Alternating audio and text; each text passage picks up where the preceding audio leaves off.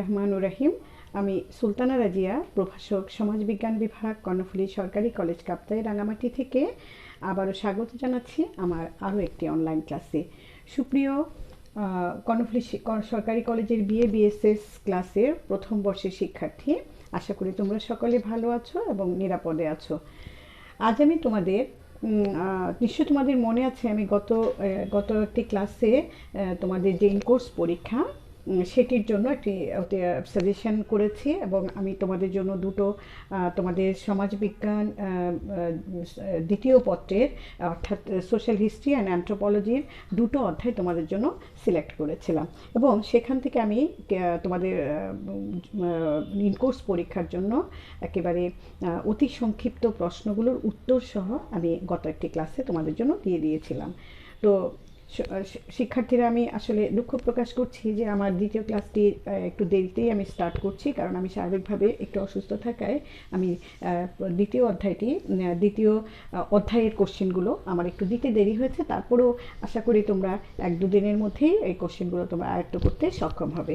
তো আজ আমি তোমাদের জন্য সোশ্যাল হিস্ট্রি অ্যান্ড অ্যানথ্রোপোলজির গত ক্লাসে দিয়েছি প্রথম অধ্যায়ের অতি সংক্ষিপ্ত প্রশ্ন এবং উত্তর, আর আজ আমি তোমাদের জন্য ক্লাসটি সাজিয়েছি দ্বিতীয় পত্রের দ্বিতীয় অধ্যায়ের কিছু অতি সংক্ষিপ্ত প্রশ্ন উত্তর সহ।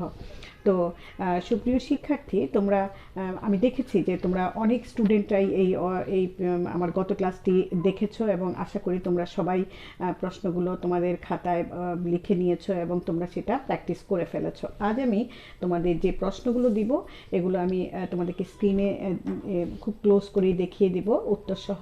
তোমরা এগুলো আশা করি খাতায় তুলবে এবং তোমরা প্র্যাকটিস করলে আমি বিশ্বাস করি যে তোমাদের ইনকোর্স পরীক্ষাটি ভালো হবে। তো চলো আমরা আমাদের মূল পর্বে চলে যাই। স্ক্রিনে তোমরা দেখতে পাচ্ছ যে তোমাদের first year suggestion for in-course test 2021 sociology, second paper social history and anthropology. এটা অতি সংক্ষিপ্ত প্রশ্ন এবং উত্তর। প্রথম প্রশ্নটি হচ্ছে, সভ্যতার প্রস্তুতি পর্ব হিসেবে চিহ্নিত করা হয় কোন যুগকে? সভ্যতার প্রস্তুতি পর্ব হিসেবে চিহ্নিত করা হয় কোন যুগকে? উত্তরটি হচ্ছে তাম্র ও ব্রোঞ্জ যুগকে। তাম্র ও ব্রোঞ্জ যুগকে। দ্বিতীয় প্রশ্নটি হচ্ছে, কৃষি আবিষ্কার হয় কোন যুগে?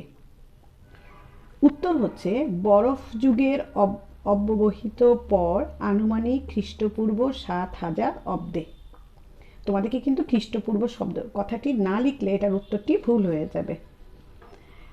খ্রিস্টপূর্ব প্রায় কত বছর আগে প্রাগৈতিহাসিক পর্বের অবসান হয়? উত্তর হচ্ছে খ্রিস্টপূর্ব 5000 অব্দে। আমি আনুমানিক কথাটা আগে লিখলেও চলবে, পরে লিখলেও চলবে। আনুমানিক খ্রিস্টপূর্ব 5000 অব্দে। চতুর্থ প্রশ্নটি, প্রাক প্রস্তর যুগের অপর নাম কি? অর্থাৎ প্রাক প্রস্তর যুগকে আর কি নামে অভিহিত করা হয়? উত্তর হচ্ছে উষা যুগ। উত্তর হচ্ছে উষা যুগ বা উষা প্রস্তর যুগও বলতে পারবে। উষা যুগ বা উষা প্রস্তর যুগ। পঞ্চম প্রশ্নটি হচ্ছে, প্রাচীন প্রস্তর যুগের সময়কাল ধরা হয় কত অব্দ পর্যন্ত? প্রাচীন প্রস্তর যুগের সময়কাল ধরা হয় কত অব্দ পর্যন্ত? উত্তর হচ্ছে 10 লক্ষ থেকে 15 লক্ষ খ্রিস্টপূর্ব অব্দ। 10 লক্ষ থেকে 15 লক্ষ খ্রিস্টপূর্ব অব্দ। দেখতে পাচ্ছ? 10 লক্ষ থেকে 15 লক্ষ খ্রিস্টপূর্ব অব্দ। এরপরে 6 নম্বর প্রশ্ন হচ্ছে, গর্ডন চাইল্ড, তোমরা এনার নাম শুনেছ। গর্ডন চাইল্ড নব্যপ্রস্তর যুগকে কি নামে অভিহিত করেন?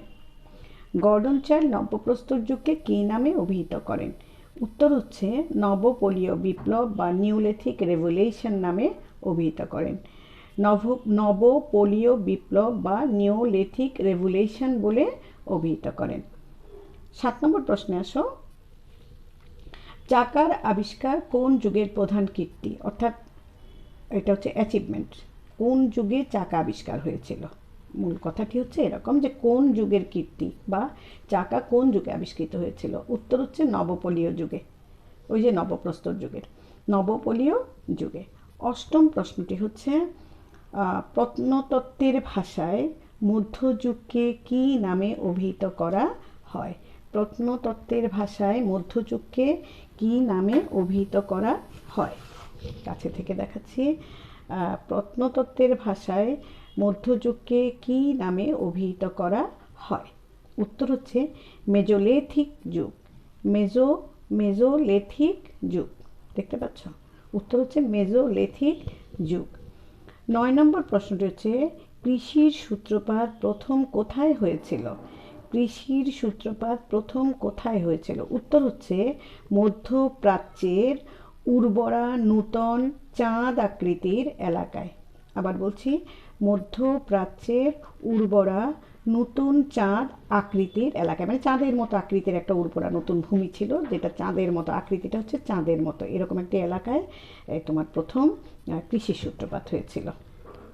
এরপর আসে 10 নম্বর, মৃৎশিল্পকে, অর্থাৎ মাটির যে থালা বাসন হাঁড়ি পাতিল বানানো হয়, এটাকে কি বলা হয়? মৃৎশিল্প। এই মৃৎশিল্পকে কে প্রথম যান্ত্রিক শিল্প হিসেবে অভিহিত করেন? উত্তর হচ্ছে গর্ডন চাইল্ড, কারণ তিনি এই প্রাগৈতিহাসিক যুগ নিয়েই বেশি কাজ করেছেন, তাই তিনি মৃৎশিল্পকে প্রথম যান্ত্রিক শিল্প হিসেবে অভিহিত করেছেন। এরপরে 11 নম্বর প্রশ্ন আসো, পুরাতন ও নব্য প্রস্তর যুগের হাতিয়ার কি দিয়ে তৈরি ছিল? আমরা জানি যে প্রস্তর যুগে প্রস্তর যুগের বিভাজনের মধ্যে একটি হচ্ছে পুরাতন প্রস্তর যুগ, একটা হচ্ছে নব্য প্রস্তর যুগ। তো এই দুটো যুগেরই হাতিয়ারগুলো কি দিয়ে তৈরি ছিল? উত্তর হচ্ছে পাথর দিয়ে তৈরি। এই পাথর দিয়ে তৈরি ছিল বলেই এই যুগগুলোর নাম প্রস্তর যুগ। প্রস্তর মানে হচ্ছে পাথর। আশা করি বুঝতে পেরেছ। এবং পরবর্তী প্রশ্নে যাচ্ছি আমরা। এরপরে দেখো 12 নম্বর প্রশ্ন এবং উত্তর হচ্ছে আগুন আবিষ্কার হয় কোন যুগে? আগুন আবিষ্কার হয় কোন যুগে? উত্তর হচ্ছে পুরাতন প্রস্তর যুগে, ওই পুরাতন পাথরের যুগ, পুরাতন প্রস্তর যুগে। 13 নম্বর প্রশ্নটি হচ্ছে কোন যুগে এসে মানুষ যাযাবর জীবনের ইতি ঘটে? মানুষের যাযাবর জীবনের ইতি ঘটে। তোমরা আমাদের ক্লাসগুলো থেকে তোমরা জেনেছিলে যে যখন মানুষ খাবার উৎপাদন করতে জানতো না, পশুকে লালন পালন করতে জানতো না, তখন মানুষ কিন্তু খাবারের জন্য এবং পশু শিকারের জন্য এক জায়গা থেকে আরেক জায়গায় ছুটে যেত। এই ধরনের জীবনকে বলা হয় ছুটে চলাকে বলা হয় যাযাবর জীবন। তো তখন মানুষ এক জায়গায় গিয়ে সেখানে কিছুদিন ফলমূল খাওয়ার পরে কী হতো, সেখানকার ফলমূল বা পশু পাখি ফুরিয়ে যেত, তখন সে আরেক জায়গায় তার যা কিছু আছে সব কিছু নিয়ে চলে যেত। কিন্তু যখন মানুষ কৃষির আবিষ্কার করে এবং পশুকে তার গৃহে এনে লালন পালন করতে শিখে, তখন মানুষের স্থায়ী জীবন হয়, যাযাবর জীবন পরিত্যাগ করে মানুষ স্থায়ী বসবাস শুরু করে। তো এখানে প্রশ্নটা হচ্ছে কোন যুগে এসে মানুষের যাযাবর জীবনের ইতি ঘটে, মানে শেষ হয়? উত্তর হচ্ছে নব্য প্রস্তর যুগে, যখন মানুষ কৃষির আবিষ্কার ও পশুকে গৃহে প্রতিপালন শুরু করে। 14 নম্বর প্রশ্নটি হচ্ছে কৃতদাস প্রথার উদ্ভব ঘটে কোন যুগে? আমি এটাও আলোচনা করেছি যে কৃতদাস প্রথাটা কি। এই যে একটা সময়ে মানুষ ধীরে ধীরে কি করতে লাগলো, তারপর তাদের কাছে যে পরাজিত হওয়া শত্রুগুলোকে নিজেদের দাস হিসেবে ব্যবহার করতে লাগলো, তাদেরকে নিজেদের যত কষ্টের কাজগুলো সেগুলো করাতো, পরবর্তী সময়ে সেগুলো দাসগুলোকে বেচা বিক্রি করাও শুরু করলো, যে মানে অন্যরা সেগুলোকে কিনে নিত। এই জন্য একটি প্রথার উদ্ভব হলো সমাজে, এবং সেই প্রথার নাম হচ্ছে কৃতদাস প্রথা, অর্থাৎ মানুষকে দাস হিসেবে মানুষ ক্রয় বিক্রয় করত। তো এই প্রথাটার উদ্ভব ঘটে কোন যুগে এসে? সেটিও হচ্ছে নব্য প্রস্তর যুগে। 15 নম্বর প্রশ্নটি হচ্ছে কখন লোহার ব্যবহার শুরু হয়? তোমরা জানো যে প্রস্তর যুগের পরে তাম্রযুগ, ব্রোঞ্জ যুগ, এই সময় পেরিয়ে এসে মানুষ আরেকটি অভাবনীয় আবিষ্কার করলো, যেটির নাম হচ্ছে লোহা। এটা অনেক মজবুত একটি ধাতব পদার্থ, যেটা দিয়ে মানুষ সব রকমের নিজেদের প্রয়োজনীয় পণ্য সামগ্রী মানে তৈরি করতে শুরু করলো। এবং লোহার আবিষ্কার ছিল মানব জীবনের এক যুগান্তকারী আবিষ্কার, মানব জীবনের এক বিশাল অর্জন। তো এখানে প্রশ্নটি হচ্ছে কখন লোহার ব্যবহার শুরু হয়? উত্তর হচ্ছে আনুমানিক খ্রিস্টপূর্ব 1500 অব্দে। আনুমানিক খ্রিস্টপূর্ব 1500 অব্দে। 16 নম্বর প্রশ্নটি হচ্ছে প্রাগৈতিহাসিক যুগ কি? এই যে আমরা প্রাগৈতিহাসিক যুগ পড়াচ্ছি, যেটি আলোচনা করছি, সেটি বলতে আমরা কি বুঝি? উত্তর হচ্ছে মানব ইতিহাসের যে অংশের কোনো লিখিত বিবরণ নেই। ইতিহাস, আমি এই ফাঁকে একটু কথা বলে নেই যে ইতিহাস কি। ইতিহাস হচ্ছে মানুষের জীবনের যত ঘটে যাওয়া ঘটনাগুলো যখন লিখিত আকারে লিপিবদ্ধ থাকে, পরবর্তী প্রজন্ম সেগুলো যখন পড়ে সেটা হয়ে যায় তাদের কাছে ইতিহাস। কিন্তু প্রাগ ইতিহাস, প্রাগ ঐতিহাসিক মানে যে ইতিহাসের আগের অবস্থা, তাহলে এই যুগ বলতে আমরা কি বুঝবো? সেখানে উত্তরটি হচ্ছে মানব ইতিহাসের যে অংশের বিবরণ, কোনো লিখিত বিবরণ নেই বা পাওয়া যায় না, তাকেই প্রাগৈতিহাসিক যুগ বলে। এগুলো অনুমান করে মানে আমরা যে আজকে আমরা যে প্রাগৈতিহাসিক যুগ সম্পর্কে জানতে পারছি, এগুলো বিশেষ একটি গবেষণার ফসল এবং অনেক গবেষণা করে সেটাকে আমরা বের করে দিচ্ছি যে কখন আমাদের প্রস্তর যুগে মানুষ কী করেছে, নব্যপ্রস্তর যুগে কী করেছে, ব্রোঞ্জ যুগে কী করেছে, তাম্র যুগে কী করেছে, এগুলো আমরা শিখে দেখতে পাচ্ছি। তো এরপর আসে 17 নম্বর প্রশ্নটি হচ্ছে মেগালিথ কি? মেগালিথ কি? উত্তর হচ্ছে নব্যপ্রস্তর যুগের স্মৃতিস্তম্ভের ন্যায় বিশাল পাথরের স্থাপত্যকে মেগালিথ বলে। অনেক বড় বড় পাথরে কিছু কথা হয়তো অঙ্কিত থাকতো, সেটাকেই বলা হয় মেগালিথ। এই যুগে মেনহির ও ডলমেন নামক কীর্তিকে যুগ্মভাবে মেগালিথ বলে। মেনহির ও ডলমেন নামক কীর্তিকে যুগ্মভাবে, যৌথভাবে মেগালিথ বলে। আশা করি বুঝতে পেরেছ। 18 নম্বর হচ্ছে ডলমেন কোথায় পাওয়া গেছে? ডলমেন কোথায় পাওয়া গেছে? উত্তর হচ্ছে উত্তর ইংল্যান্ডের সেক্সব্যারি অঞ্চলে। উত্তর ইংল্যান্ডের সেক্সব্যারি অঞ্চলে। 19 নম্বর প্রশ্নটি হচ্ছে নিয়ান্ডারথাল মানুষের প্রথম সঙ্গী ছিল কি? নিয়ান্ডারথাল মানবের প্রথম সঙ্গী ছিল কি? উত্তর হচ্ছে কুকুর। 20 নম্বর প্রশ্নটি আসো, প্রথম স্থায়ী বসতি জেরিকো কোথায় অবস্থিত? মানুষ যে প্রথম স্থায়ীভাবে বসবাস করে, সেই প্রথম মানুষের প্রথম স্থায়ী বসতি জেরিকো কোথায় অবস্থিত? উত্তর হচ্ছে দক্ষিণ পশ্চিম এশিয়ার জর্ডন নদীর উপত্যকার একটি মরুদ্যানে।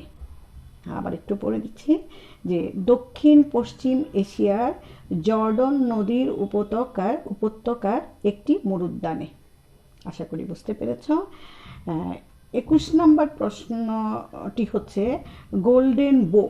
গোল্ডেন বো কার লেখা? এটা একটি গ্রন্থ, এটা কার লেখা গোল্ডেন বো? উত্তর হচ্ছে ফ্রেজারের লেখা। ফ্রেজার, FRAZAR, ফ্রেজার, FRAZAR, ফ্রেজারের লেখা। 22 নম্বর প্রশ্নটি হচ্ছে কাল্টিজেন কি? CULTIZEN, কাল্টিজেন কি?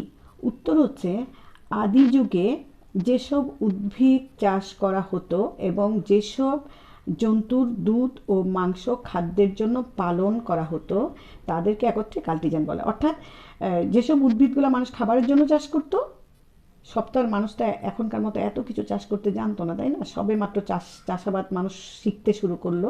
তো তখন মানুষ এই যে ধান, যব, গম এই জাতীয় যে খাদ্যের জন্য যে উদ্ভিদগুলো চাষ করতো, আর ওই মাংস এবং দুধের জন্য যে গরু বা শূকর, তোমার ভেড়া, ছাগল এগুলো যে লালন পালন করতো, এই যে জন্তুগুলো যারা তারা খাদ্যের জন্য লালন পালন করতো, দুটোকে উভয়কে, অর্থাৎ যা উদ্ভিদগুলো উৎপাদন করতো এবং খাদ্য মাংস দুধের জন্য যে পশু লালন পালন করতো, উভয়কে একত্রে বলা হয় কাল্টিজেন। তো আশা করি বুঝতে পেরেছো শিক্ষার্থীরা। তো তোমরা